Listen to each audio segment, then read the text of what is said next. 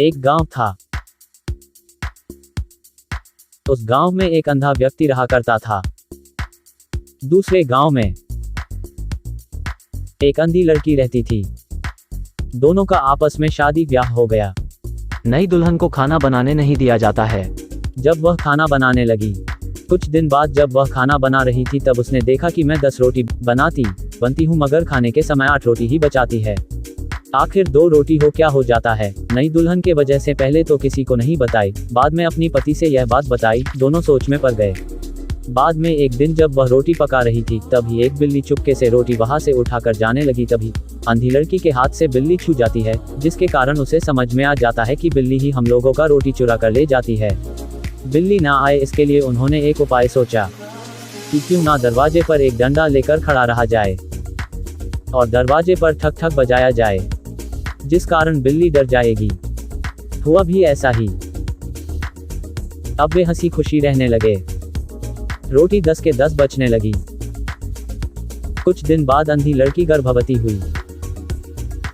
उसका बच्चा स्वस्थ हुआ और बड़ा हुआ। बच्चा पढ़ा लिखा, नौकरी लगी, शादी हुई। बच्चे की पत्नी कुछ दिन खाना नहीं बनाई।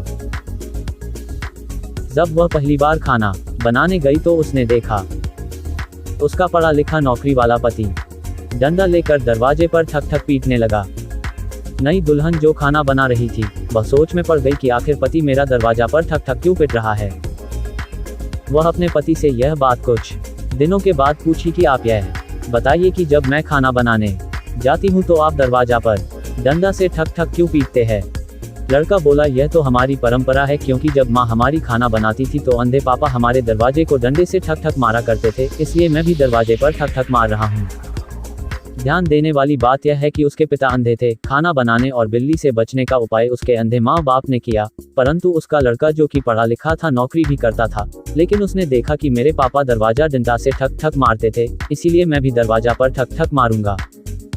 यह कहा जा सकता है कि एक पीढ़ी की अज्ञानता दूसरी पीढ़ी की परंपरा बन जाती है।